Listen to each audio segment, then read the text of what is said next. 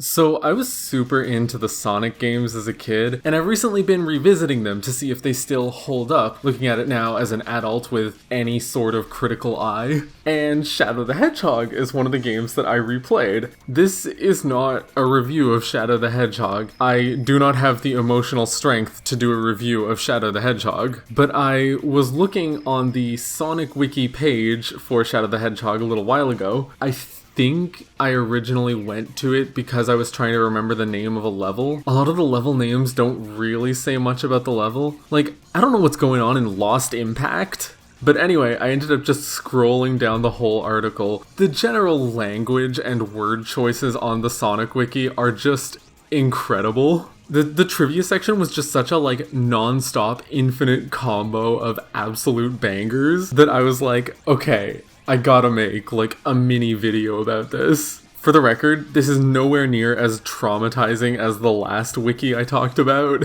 Some gun soldiers shout, "Mr. Yuji Naka is alright," an obvious reference to the former head of Sonic Team. This point is unremarkable except for the word obvious. It feels like a little brag, you know? Whoever wrote this just really wanted everyone to know that they immediately recognized the name Yuji Naka. And I mean, I did too, but I'm not bragging about it. Since this game is similar to Sonic Heroes in graphics and other subjects, Knuckles is the only one to retain or have a similar victory pose to his pose in Sonic Heroes. That doesn't make sense. That does not make sense. If you're saying, no, I'm not doing this. I'm not gonna pick this apart right now. Before the game was released, it was going to take more advantage of the ESRB T rating. For example, some FMV scenes had violent extensions, browser extensions? Such as the opening showing a lone gun soldier getting shot in the opening.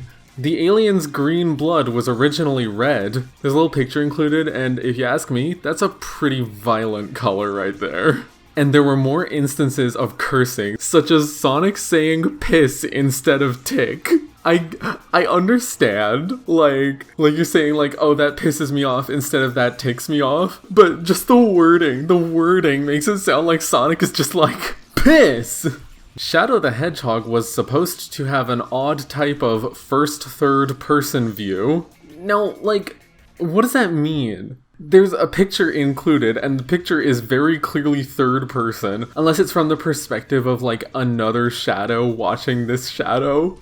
By first-third person, do you mean, over the shoulder? This is the first mainstream 3D Sonic game that does not feature Super Sonic as a playable character in the final boss. In addition, this is the first mainstream 3D Sonic game where Super Sonic is unimportant to the game's plot. Thanks? However, if players look closely at the flashback Shadow has of the climax of Sonic Adventure 2 during the cutscene prior to Space Gadget, as well as the flashback shown prior to Lava Shelter, this is already too much. It's too much. Behind Super Shadow, one can make out Super Sonic due to the soap shoes he, brackets Sonic, wore in said game. I'm allowed to have one really pretentious take per video, and I think said as determiner is so overused. There's a misconception that it's super formal or intellectual sounding or something. Just say that. Just say in that game. Anyway, also, I'm pretty sure I remember the flashback that's being referred to here, and 99% it's literally just a blurry screenshot from Sonic Adventure 2 that does not make any effort to hide Sonic, he's just there, but is mostly blocked out by Super Shadow due to Super Sonic not being an important part of this game. There's some kind of logic here that I just can't even conceive of. You're making the trivia point that Super Sonic is not important. Whether that is actually notable remains to be seen, but then you're despite him not being important, he has a cameo, and it's just a cameo because he's not important. I need to stop thinking about this. The scene where the Eclipse Cannon destroys the president's office is very similar to a scene in the movie Independence Day. That's what we call homage, kids. Shit, was that another pretentious take? Whoops. The adaptation of Black Doom's reason for gathering the Chaos Emeralds differs between the English and Japanese version of Shadow the Hedgehog. In the English version, he states that he needed the Chaos Emeralds to teleport the Black Comet down to Earth because its velocity was not powerful enough to pass through a planet's atmosphere. In the Japanese version, he stated that the Black Comet is a cyclic comet that never touches a planet, so he needed the Chaos Emeralds teleport it down to the planet. How is that a different reason? Like, in either case, he needs it to do the teleport thing. The difference is the reason that he needs to do the teleport thing. The reason behind the character's paralysis differs between the adaptations of Shadow the Hedgehog. This is of course referring to the absolute most tragic cutscene in video game history, which is not at all hilarious.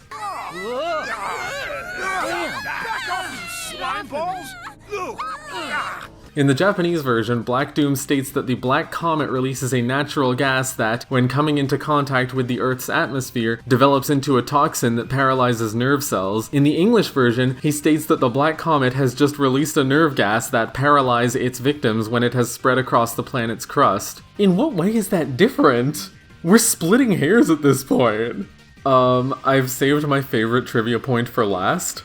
This is the first Sonic game with an E10+ rating from ESRB and a 12 rating from PEGI. This is due to the game's explicit nature compared to other games in the series, making it what some regard as the darkest, most mature Sonic game ever made. However, some other Sonic games are a close second, such as Sonic CD, which features dark art depictions for the bad futures, the US version of the Boss Game Over theme, and the Fun is Infinite picture. Is that little creepypasta-ish thing from the game files or whatever? Sonic 06, which involves Sonic actually getting killed by impalement and hopeless apocalyptic themes. I love that. I love that we're talking about, the story, content, and themes, we're using that word very loosely, in the context of hypothetical justification for ESRB ratings. Sonic Unleashed, which involves Dark Gaia growing extra arms from his shoulders and extra eyes from his mouth while excreting what is presumably green blood and lycanthropy transformations.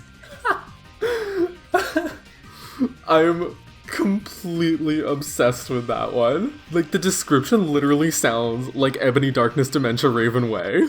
A lot of hedgehogs were staring at me. I put up my extra arms from my shoulders at them. Also, the wording of what is presumably green blood makes it sound like you're not even sure of the color. And Sonic and the Black Knight, which featured Knuckles as Sir Gawain almost committing suicide and focusing on the corruption of King Arthur. Once again, a completely fascinating sort of logic, jumping from this was the first Sonic game to get this ESRB rating, to I'm going to list every time a Sonic game did something that was totally fucked up and scary and gave me nightmares as a kid. I think that Super Mario 64 is the darkest video game of all time because it has themes of kidnapping and invasion, and also depicts a piano that sprouts sharp teeth and starts trying to literally eat Mario with its massive mouth. Additionally, this game is the third Sonic game containing profanity, following Sonic Adventure 2. Specifically, some of the lyrics used the It's songs and Sonic Heroes. Okay,